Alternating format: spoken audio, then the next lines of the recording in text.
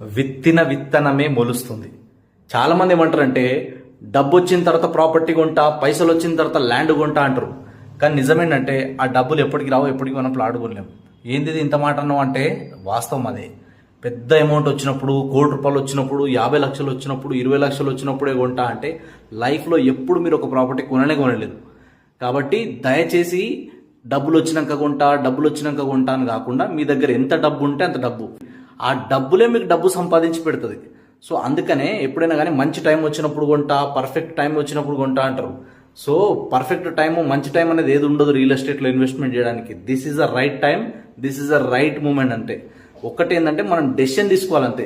So చాలా మంది ఏంటంటే పైసలు వచ్చినాక కొంటా, మీ దగ్గర 10 లక్షలు వచ్చేసరికి ఆ ప్రాపర్టీ 20 లక్షలు అయిపోతుంది, 20 లక్షలు వచ్చేసరికి 40 లక్షలు అవుతుంది.